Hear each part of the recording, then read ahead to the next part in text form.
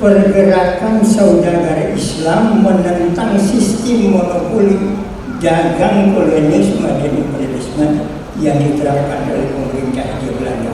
Itu dari awal.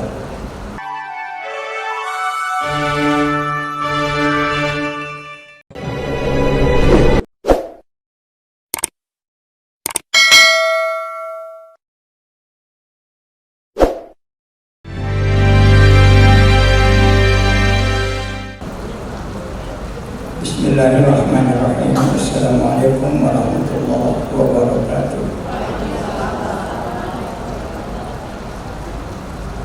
Sekali ini dari tempat duduk, sejak tadi saya duduk, sekarang duduk juga. Mohon izin untuk berdiri.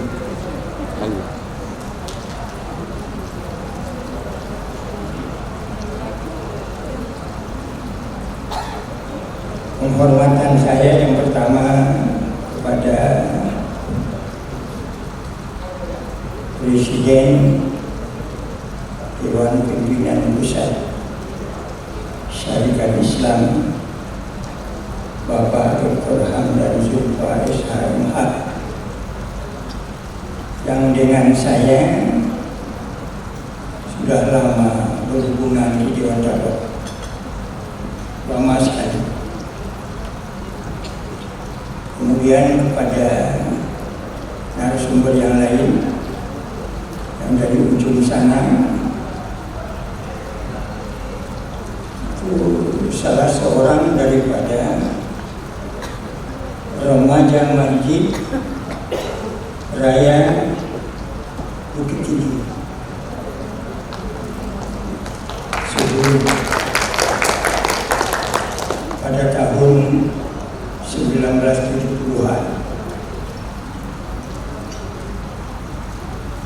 yang di tengah ini cucunya Grandpa,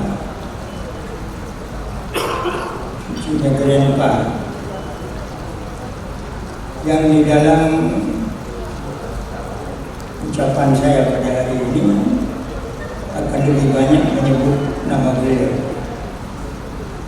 dan terakhir di Pak Sami.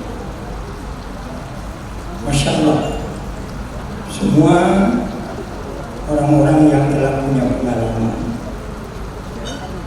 Dan sebelumnya mari kita bersama bersyukur kepada Allah Subhanahu wa Ta'ala. Salawat dan salam bagi Sayyidina Muhammad Rasulullah sallallahu alaihi wasallam, yang dengan izin Allah kita bersama dapat berkontribusi. Saya diberi judul Peran Tokoh dan Sejarah Syarikat Islam di Sumatera Barat. Di bawahnya saya beri subjudul. Subjudulnya menghadapi kapitalisme kolonial dan imperialisme melalui perdagangan dan pendidikan.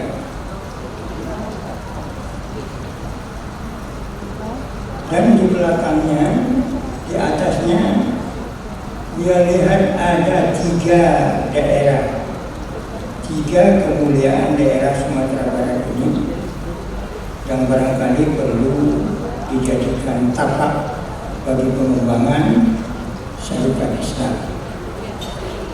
Pertama, ada rumah gadang, itu filosofinya keluarga batik. Kemudian ada surau, filosofinya yang lebih jauh lagi adalah bahwa apa yang menjadi moto daripada syarikat Islam sebersih-bersih tauhid itu dimulai dari surau. Basisnya pelajaran surau. Kemudian ada lambang yang disebut dengan Marawa, 3 warnanya, kuning, merah, hitam.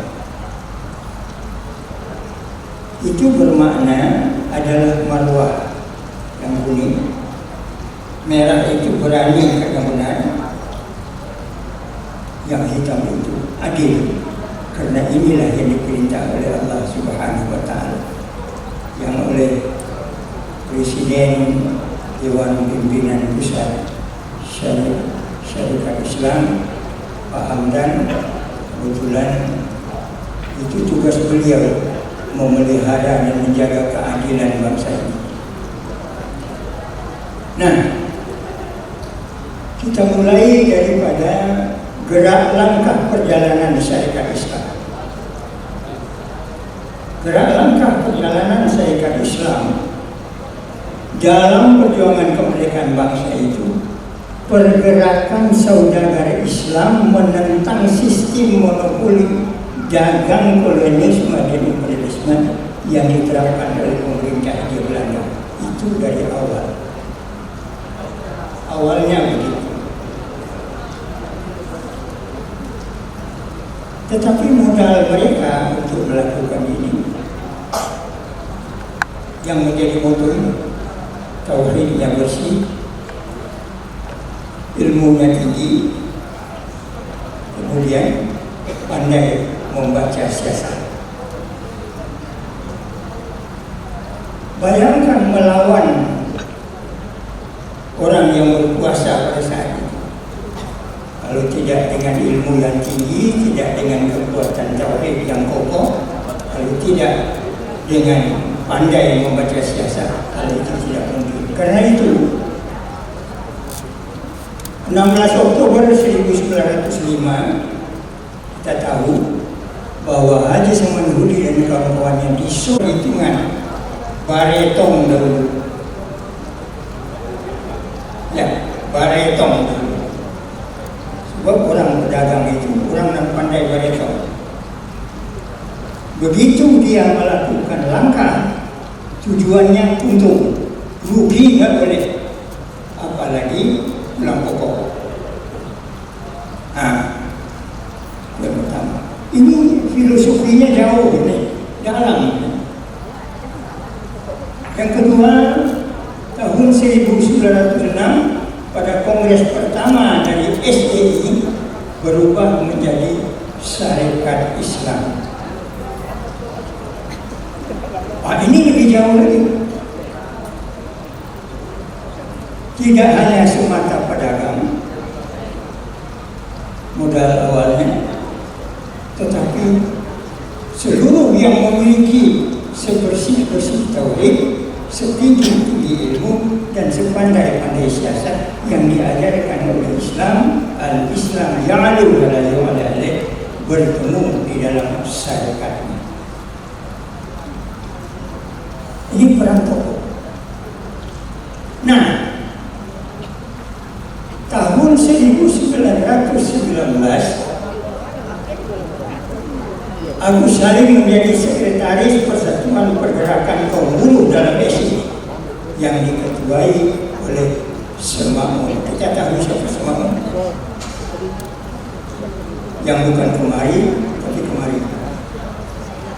Bukan di sini, tapi di sana. Hati-hati, kelak ini akan menentukan sejarah daripada perjuangan bangsa Indonesia. Selanjutnya, pergerakan Syarikat Islam tahun 1916, setahun sesudah itu, Syarikat Islam menjadi sentral Syarikat Islam, bergerak menjadi organisasi pergerakan. Tahun 1920 menjadi Partai Syarikat Islam. Tahun 1923 menjadi Partai Syarikat Islam Hindia Timur. Ini pergerakan. Lahir Permi. 1920 lahir Permi, Persatuan Muslimin Indonesia. cikal bakal dari partai-partai Islam yang ada sekarang. Karena sebersih-bersih tauhid, setinggi-tinggi ilmu, sepandai-pandai siasat. Sampai jumpa.